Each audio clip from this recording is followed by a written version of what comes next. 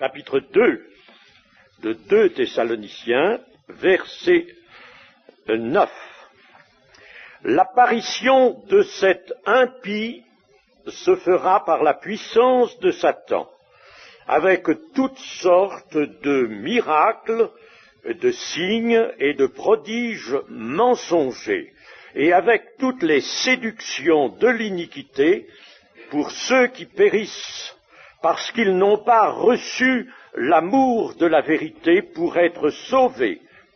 Aussi Dieu leur envoie une puissance d'égarement pour qu'ils croient au mensonge, afin que tous ceux qui n'ont pas cru à la vérité, mais qui ont pris plaisir à l'injustice, soient condamnés. Terrible cette parole.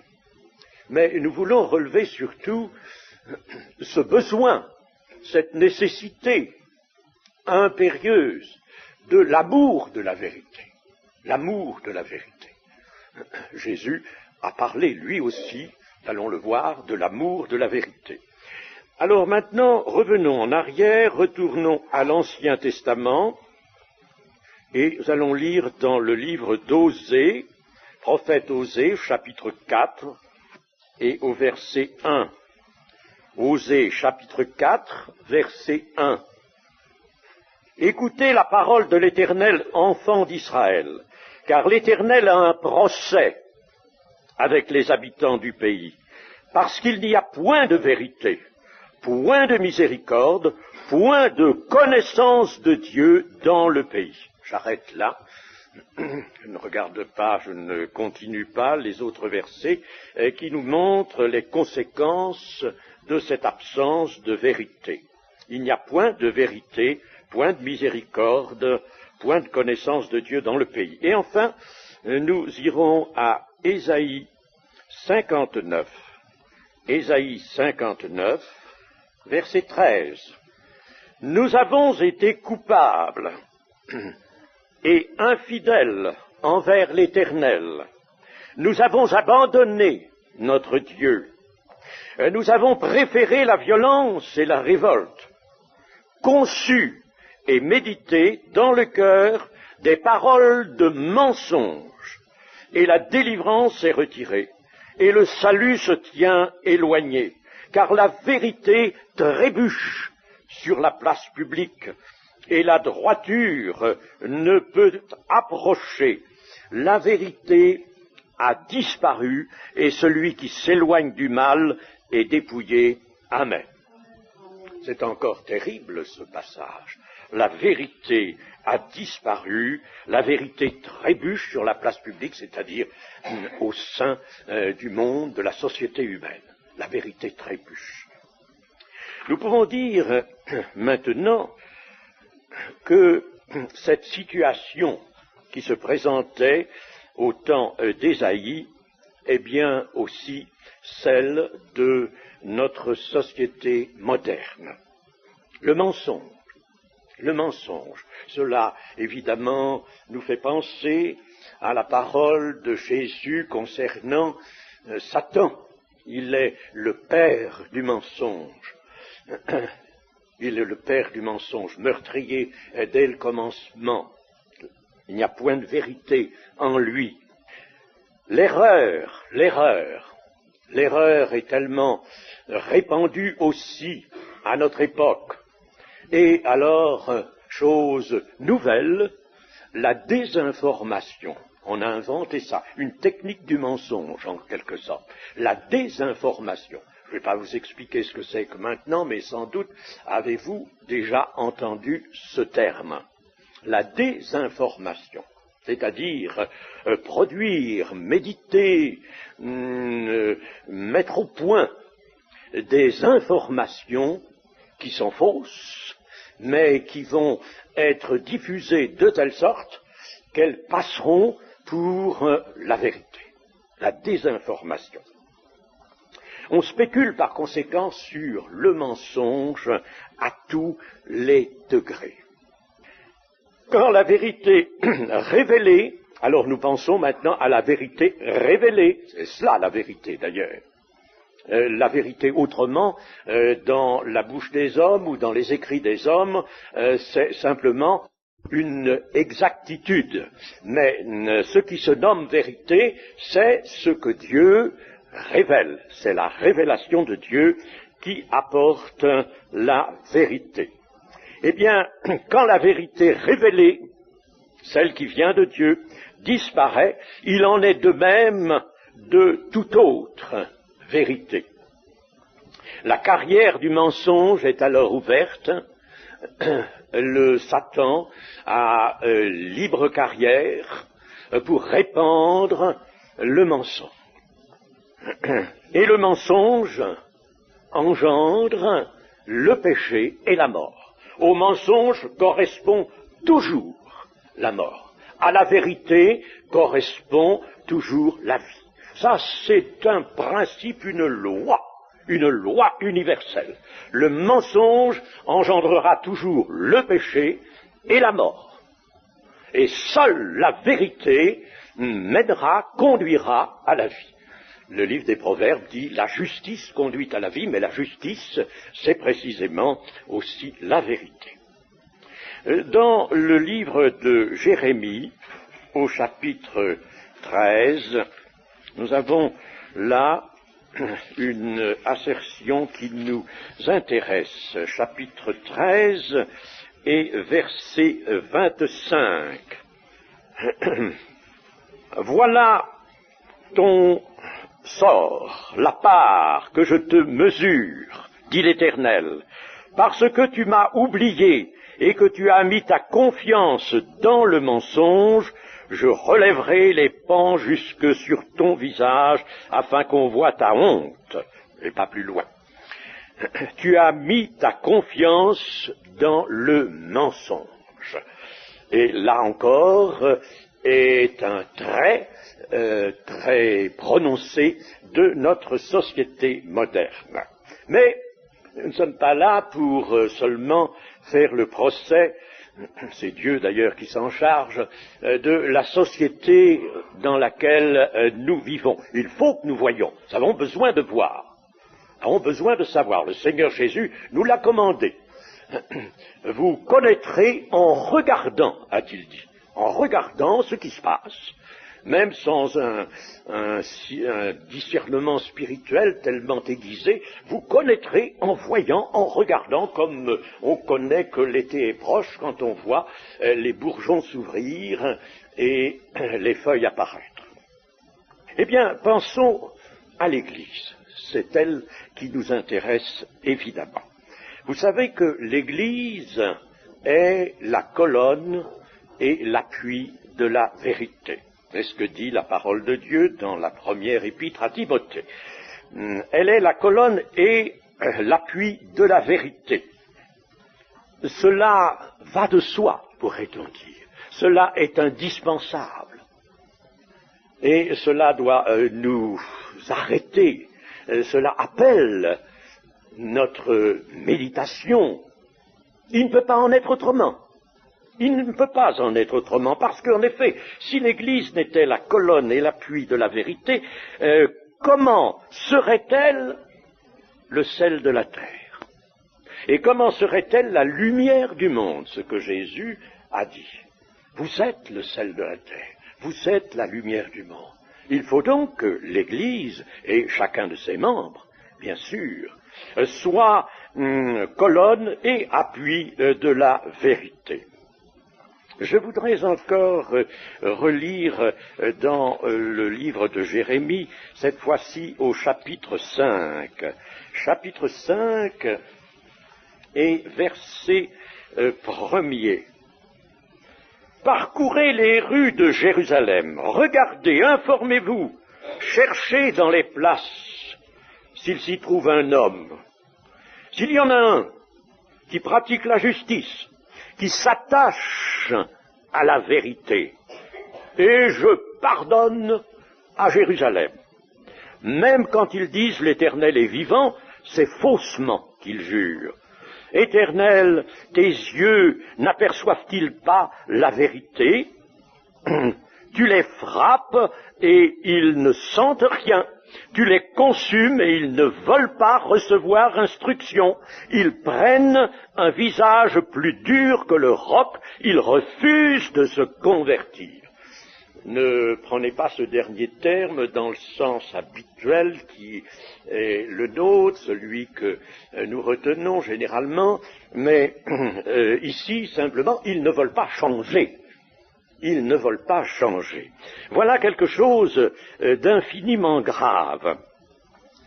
Même quand ils disent l'Éternel est vivant, même quand ils prononcent les paroles de la vérité, eh bien, c'est faussement qu'ils jurent. Et si je cite ce passage, c'est parce que nous ne laissons jamais, nous ne pouvons pas laisser de côté le moindre avertissement, encore non seulement le moindre, mais tout avertissement de la parole. Nous avons besoin, même si a priori nous pouvons dire peut-être que la recommandation qui est là, ou cette dénonciation que voilà, n'est peut-être pas, s'adapte pas à ma situation, à mon cas, ce n'est pas mon cas. Même si nous disons cela, acceptons tous les avertissements de l'Écriture.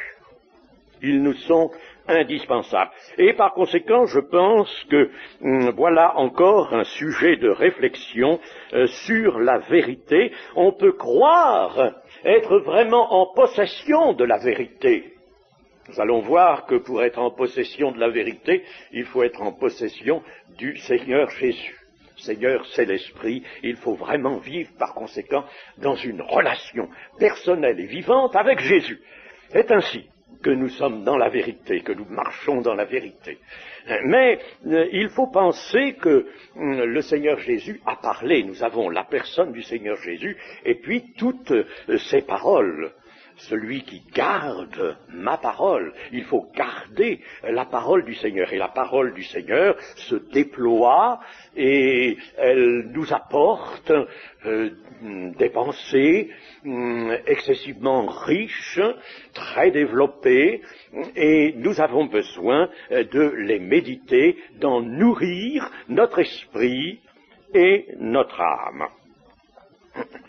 Là, dans Jérémie, nous avons lu ceci: s'il s'y trouve un homme, s'il y en a un qui pratique la justice, qui s'attache à la vérité. C'est ici un mode individuel d'appel. Mais l'Écriture passe volontiers du mode collectif au mode individuel et vice-versa. Chacun, par conséquent, est demandé l'amour de la vérité, l'attachement profond à la vérité, à chacun de nous, à chaque membre de l'Église, à l'Église tout entière, qui est la colonne et l'appui de la vérité, à chacun de nous. Il peut y avoir dans une assemblée locale quelqu'un qui ne s'attache pas à la vérité, il est une ombre, il est quelque chose qu'à un moment ou à l'autre le Saint-Esprit désignera, montrera et probablement éliminera de l'Église, si au contraire toute l'Église dans son ensemble est fervente. À chacun donc de nous est demandé l'amour de la vérité. L'amour, le zèle ardent pour la vérité, c'est-à-dire, en somme, une étreinte de la vérité qui ne lâche pas. Alors, si nous devons avoir l'amour de la vérité, est-ce pour que nous nous montrions discuteurs, pour discuter avec les autres sur tel ou tel point de doctrine, pour être pointilleux sur la lettre, ce qui arrive quelquefois, pour être un répétiteur inlassable de certains versets, pour être doctrinaire, pour être sectaire. Mais non, ne nous y trompons pas, c'est pas ça que signifie l'amour de la vérité. C'est pas à cela que l'amour de la vérité doit nous conduire. L'épître de Tite, d'ailleurs, dit ceci: évite les discussions folles, les disputes relatives à la loi, ou si vous voulez à la parole, car elles sont inutiles et vaines. Par conséquent, ce n'est pas cela l'amour de la vérité. Ça ne va pas nous conduire dans tous ces défauts que je viens de citer, la discussion, le sectarisme, etc. Alors comment serons-nous lorsque nous aurons au cœur l'amour de la vérité? Eh bien, demandons-le à l'Écriture elle-même, et je lirai dans 1 Pierre, première épître de Pierre, 1 Pierre, chapitre 1, verset 13. C'est pourquoi saignez les reins de votre entendement, soyez sobres et ayez une entière espérance dans la grâce qui vous sera apportée lorsque Jésus-Christ apparaîtra.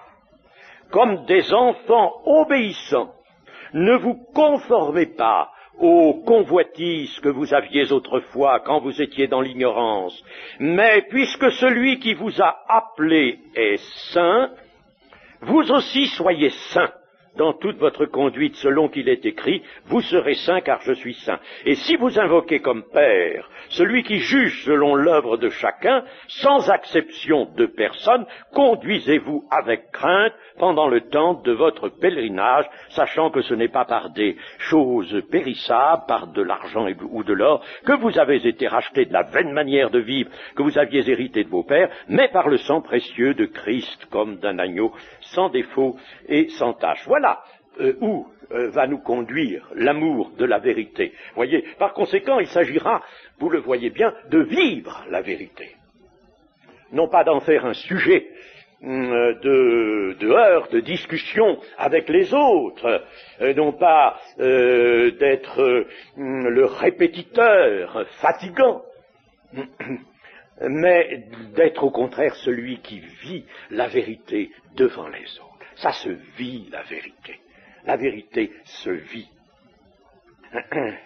Le Seigneur Jésus nous a dit ceci: le Saint-Esprit, l'Esprit de vérité, vous conduira dans toute la vérité. On a généralement restreint la portée de cette parole, comme c'est dommage. Comme c'est dommage. On l'a restreint quelquefois aux apôtres, aux écrivains sacrés, simplement. Alors le Saint-Esprit les conduisait dans la vérité pour qu'ils puissent l'exprimer, l'écrire. Eh bien oui, bien sûr, le Saint-Esprit a rempli cette fonction. Mais il y a bien plus. Vous conduira dans toute la vérité. Il vous conduira d'abord dans la connaissance de la vérité. Mais la connaissance de la vérité, cela ne suffit pas. Il vous conduira dans une marche selon la vérité. C'est le Saint-Esprit qui nous conduit dans une telle vie, que cette vie est véritablement vécue selon la vérité, selon la justice de Dieu. C'est cela que fait l'Esprit. Sans quoi, pourquoi serait-il dit dans Romains 8 que ceux qui sont fils de Dieu sont conduits par l'Esprit? Vous voyez, être conduit par l'Esprit, quand Jésus a dit que l'Esprit de vérité vous conduira dans toute la vérité, il a voulu dire que vous, qui serez mes disciples, vous vivrez la vie nouvelle étant dirigés, conduits par le Saint-Esprit. Par conséquent, nous avons besoin de vivre la vérité. Jésus-Christ, à cet égard, nous l'avons déjà dit dans plusieurs messages, cela est apparu, c'est très bien, est notre modèle, il est notre exemple, et il est aussi notre force. Il est notre exemple, il est notre force. Fortifiez-vous dans le Seigneur, c'est-à-dire allez chercher votre force dans le Seigneur, dans cette relation que vous devez avoir avec le Seigneur. Et j'aimerais maintenant lire dans l'évangile de Jean, au chapitre 5, verset 24. en vérité, je vous le dis, celui qui écoute ma parole et qui croit à celui qui m'a envoyé a la vie éternelle et ne vient point en jugement, mais il est passé de la mort à la vie. En vérité, je vous le dis, l'heure vient, et elle est déjà venue, où les morts entendront la voix du Fils de Dieu, et ceux qui l'auront entendu vivront. Comme le Père a la vie en lui-même, ainsi il a donné au Fils d'avoir la vie en lui-même. Je ne vais pas plus loin. Ainsi, nous voyons que le Seigneur Jésus s'exprime fréquemment de cette manière-là, en vérité, c'est-à-dire Amen, Amen, ce vieux mot hébreu qui revient là, il est tout à fait particulier, il est spécial, il est réservé à la proclamation, précisément, de la vérité. Et il est traduit dans nos versions par en vérité, en vérité. Ce double Amen annonce une proclamation solennelle de la vérité. Et qu'est-ce que la vérité? Comment peut-on déjà la qualifier? Eh bien, nous pouvons dire que selon les termes grecs et hébreux qui sont employés dans la Bible, la vérité, c'est quelque chose qui est sûr. Il y a une idée de sûreté qui domine. Puis, c'est quelque chose qui est immuable. Ça ne peut pas changer. Ça ne changera jamais. Pas plus que les lois, n'est-ce pas, les lois que nous connaissons, que les savants s'ingénient à connaître et à utiliser. Donc, c'est ce qui est sûr, ce qui est immuable, ce qui est ferme, et bien entendu, tout cela ne vient que de Dieu, ne peut pas venir d'une autre source que de Dieu. Alors, ce double Amen du Seigneur Jésus, là, lorsque il va proclamer la vérité, souligne le caractère d'autorité, le caractère absolu de sa parole, de sa révélation. Le caractère d'autorité, le caractère absolu. Et le caractère absolu, c'est le caractère de Dieu. Vous savez, quand Jésus était sur la terre, à certains moments, c'était l'homme qu'on voyait en lui. L'homme. Et il fallait cela. La rédemption est accomplie par l'humanité de Jésus. Ne l'oublions pas. C'est l'humanité de Jésus abandonnée à sa liberté, et qui accomplit l'œuvre de rédemption. Mais de temps à autre, au cours du ministère de Jésus, voici que la divinité réapparaît. C'est le cas dans ce que nous venons de lire, et principalement dans ces proclamations précédées du double Amen. Vous voyez comment donc Jésus nous annonce la vérité. Jésus n'est pas comme sont en général les hommes. Il ne suppose pas quelque chose. Il ne dit pas je crois, il me semble, je suppose. Il n'estime pas quelque chose. Ce n'est pas une estimation. Il n'apporte pas une estimation personnelle. Il ne pense pas, ce n'est pas sa pensée, une pensée particulière qu'il a, qui s'impose à son esprit. Non, il ne pense pas que. Il ne raisonne pas non plus. Il ne conclut pas. Il n'arrive pas à une conclusion. Que fait-il? Il sait. Il sait. En vérité, je vous le dis. Il sait. Voilà, n'est-ce pas, ce caractère merveilleux de la vérité proclamée par le Seigneur Jésus. Il sait, il proclame. Avec Jésus, on ne tend pas vers la vérité. Je me rappelle la conversation que j'avais eue avec un certain pasteur protestant il y a bien des années, qui lui n'était pas tellement convaincu que la vérité fut quelque chose d'absolu. Et comme j'avais prononcé le mot dans la conversation, il me dit, vous savez, cher monsieur, Oh, la vérité, attention, chacun peut peut-être en posséder une parcelle, oui. Et puis, vous savez, au fur et à mesure que l'on réfléchit, que l'on étudie, que l'on avance, on tend vers la vérité. Et je lui avais dit, écoutez, je vais vous scandaliser, monsieur le pasteur, parce que je vais vous dire ceci, j'ai la vérité.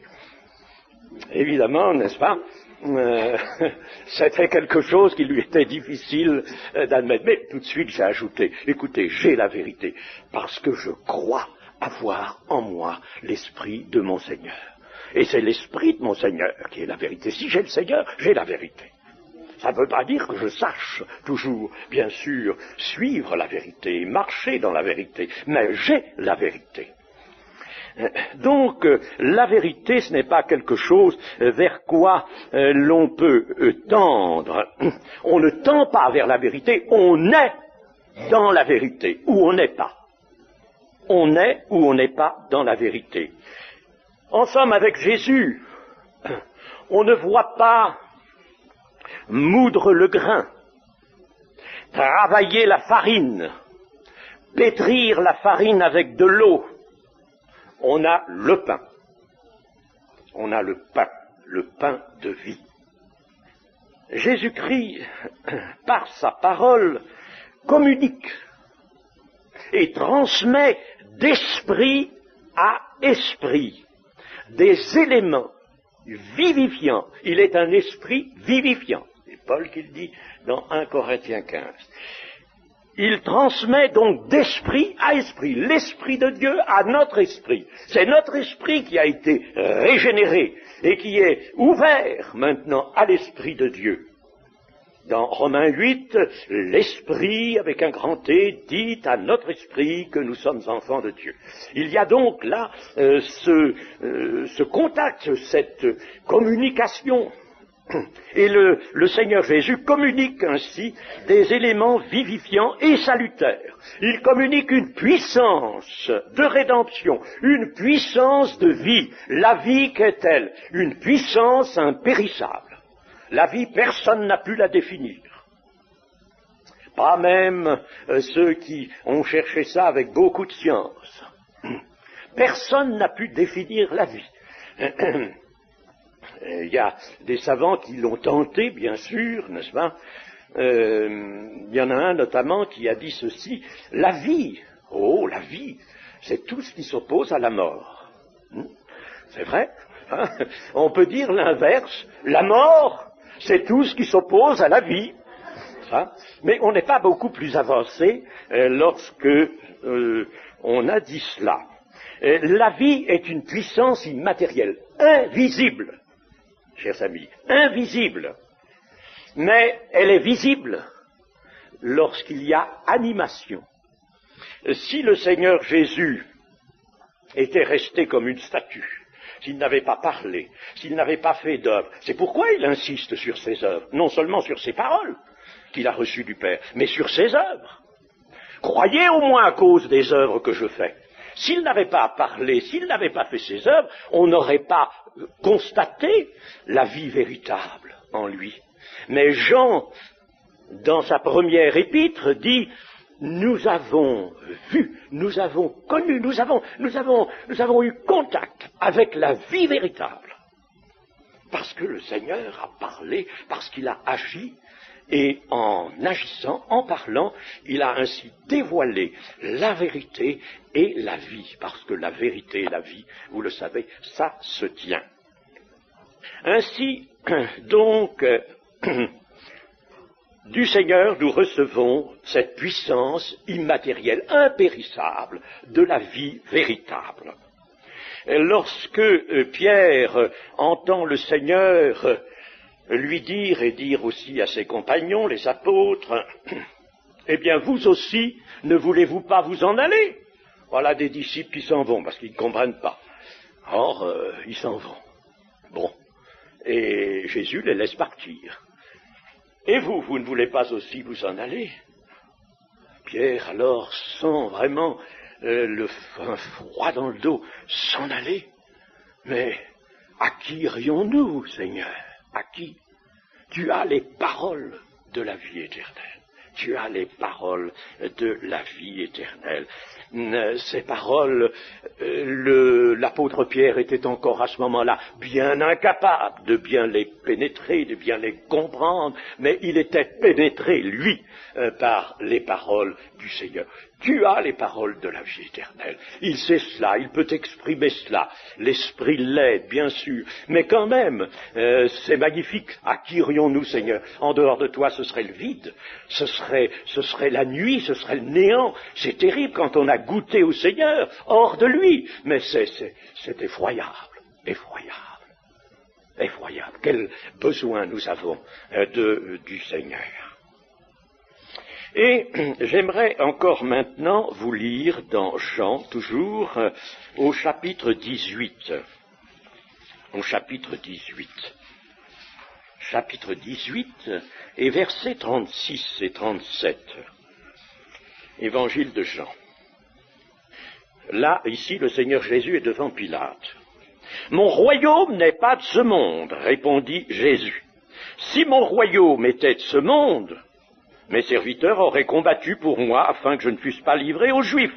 Mais maintenant, mon royaume n'est point d'ici-bas. » Pilate lui dit, « Tu es donc roi ?» Jésus répondit, « Tu le dis, je suis roi. Je suis né et je suis venu dans le monde pour rendre témoignage à la vérité. Quiconque est de la vérité, écoute ma voix. » Pilate lui dit, « Qu'est-ce que la vérité ?» Pilate n'y croit pas, évidemment, comme tant de gens aujourd'hui. Mais retenons ceci, je suis né. Par conséquent, l'incarnation, c'est l'incarnation là. Alors l'incarnation s'est produite, l'incarnation s'est accomplie, et Jésus est venu dans le monde, il a été envoyé par le Père, ce sur quoi il a insisté, il est venu dans le monde pour rendre témoignage à la vérité. En somme, toute sa mission, c'est ça. C'est de rendre témoignage à la vérité. Voilà sa mission. Elle est là, contenue dans cette simple affirmation. Quiconque est de la vérité, certaines traductions mettent maintenant, et quiconque aime la vérité, pour que ce soit mieux compris. Mais en réalité, nous comprenons bien quiconque est de la vérité. C'est-à-dire que ressent le besoin de vérité, aspire à la vérité. Il est de cela, il cherche cela, il veut cela, il attend cela. Alors celui-là, eh bien qu'il écoute la voix du Seigneur Jésus, tout simplement. Toute l'œuvre de Christ donc est ce témoignage rendu à la vérité. Sa personne même, comme à l'instant je le remarquais, sa personne dans le mouvement qu'elle a, dans toute la manifestation qu'elle a, par parole, par action, par œuvre, toute sa personne est le témoignage rendu à la vérité. Je suis le chemin, la vérité et la vie. Je suis la vérité. Elle n'est pas à côté de moi. Elle n'est pas quelque chose que vous connaîtrez en faisant référence à moi. Non, elle est « je suis la vérité et la vie ». En se liant à la personne du Seigneur Jésus, on entre dans la vérité, on entre dans la vie. Et on ne peut pas entrer dans la vie sans le passage dans la vérité également. Il faut entrer dans les deux ensemble. Ça se tient.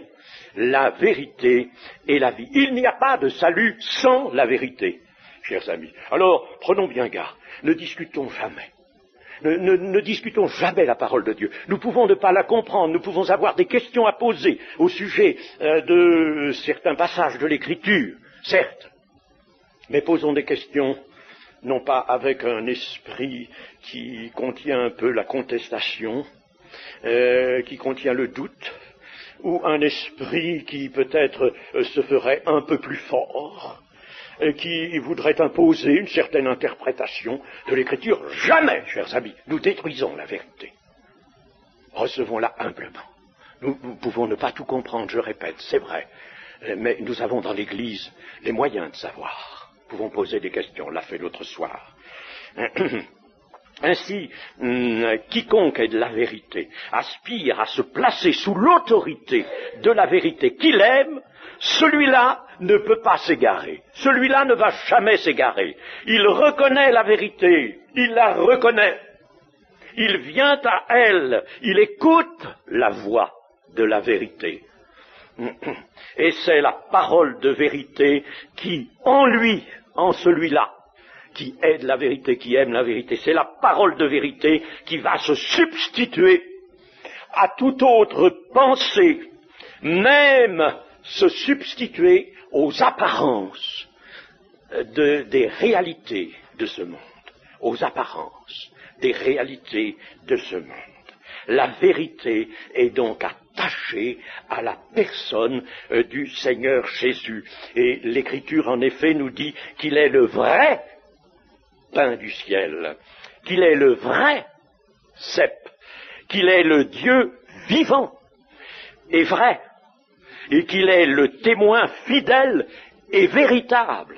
La vérité est attachée à la personne. Nous sommes, chers amis, aux antipodes de ce à quoi pourrait nous conduire le raisonnement humain.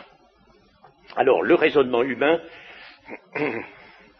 bien sûr, il a sa logique, mais une logique qui ne correspond pas avec la logique de Dieu. Alors, que faut-il faire? Soumettre les possibilités que nous avons de réflexion, parce que la réflexion est une chose nécessaire, n'oublions pas que la sagesse est la science de la réflexion. Heureux l'homme qui réfléchit sur les choses, mais réfléchissons avec la logique de Dieu, et non pas en suivant une logique humaine qui nécessairement va blesser, détruire la vérité. Je voudrais encore lire, ce sera le dernier passage, non, l'avant-dernier, dans Jean 17 et verset 17. Jean 17, verset 17. Sanctifie-les par ta vérité, ta parole est la vérité. Comme tu m'as envoyé dans le monde, je les ai aussi envoyés dans le monde, et je me sanctifie moi-même pour eux, afin qu'eux aussi soient sanctifiés par la vérité. C'est cette dernière phrase que je voudrais un peu éclairer maintenant. Et je me sanctifie moi-même pour eux, pour mes disciples, pour tous les membres de l'Église, afin qu'eux aussi soient sanctifiés par la vérité. La vérité va sanctifier. Que veut dire au juste le Seigneur? Il arrive assez souvent que devant cette parole, l'on soit porté à comprendre ceci bien. Le Seigneur a été crucifié, par conséquent là, n'est-ce pas, c'est là qu'il s'est sanctifié pour nous, les membres de son Église. C'est vrai, mais cela ne suffit pas à faire comprendre tout le contenu de cette affirmation du Seigneur, je me sanctifie moi-même pour eux, afin qu'eux aussi soient sanctifiés par la vérité. Il y a plus que cela. C'est pendant tout son ministère, pendant toute sa vie, je dirais, que le Seigneur Jésus s'est sanctifié. Bien sûr, il fallait l'expiation des péchés, c'est certain. Mais c'est pendant toute sa vie qu'il s'est sanctifié. Alors, que veut dire au juste cela? Sanctifie-les par ta vérité, je me sanctifie moi-même pour eux, afin qu'eux aussi soient sanctifiés par la vérité. C'est une prière du Seigneur Jésus, une prière fondamentale, qui a ce sens. Que la vérité, il s'adresse à son Père, Seigneur, que la vérité les attire, première chose, que la vérité les attire, qu'ils aient vraiment l'amour de la vérité, que toute vérité leur soit révélée, qu'il n'en manque rien, que toute la vérité, comme disait l'apôtre Paul, moi j'ai annoncé tout le conseil de Dieu sans en rien cacher, sans en rien omettre, que toute la vérité leur soit révélée, que la vérité les pénètre et les nourrisse constamment. Nous ne pouvons pas être nourris une fois pour toutes. Il faut que la vérité nous nourrisse constamment. Que la vérité imprime en leur cœur une direction qui conduise leurs actions et leur vie pour que eux aussi expriment dans leur vie la vérité. Que leur vie soit une vie de vérité. Alors pour cela, il faut que la vérité proclamée imprime en leur cœur une direction qui les conduise dans toute la vérité. Nous avons dit, l'esprit de vérité vous conduira dans toute la vérité. Voyez comme cette parole, cette autre parole de Jésus était importante.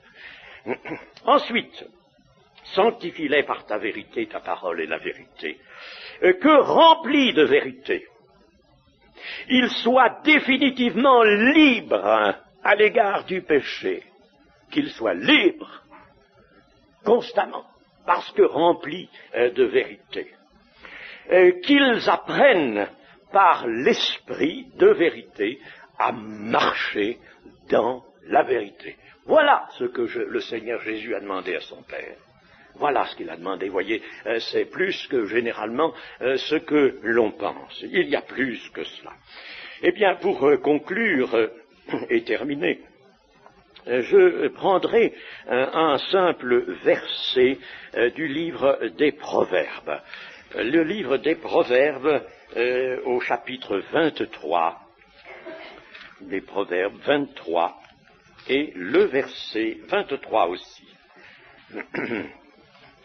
Chapitre 23 des Proverbes, verset 23. Acquiert la vérité et ne la vends pas, la sagesse, l'instruction et l'intelligence. Voyez-vous, avec cette vérité qui va nous parvenir, parce que la parole de Dieu est la vérité, et parce que la vérité nous sanctifie, alors nous allons recevoir sagesse, instruction, intelligence pour marcher dans la vérité, mais alors la recommandation de l'Esprit est celle-ci, acquiert la vérité, acquiert, c'est la chose infiniment précieuse qui t'est offerte, tu ne peux pas vivre sans elle, tu ne peux pas te préparer au royaume de Dieu sans elle, acquiert cette vérité et ne la vends pas, c'est-à-dire ne t'en débarrasse pas.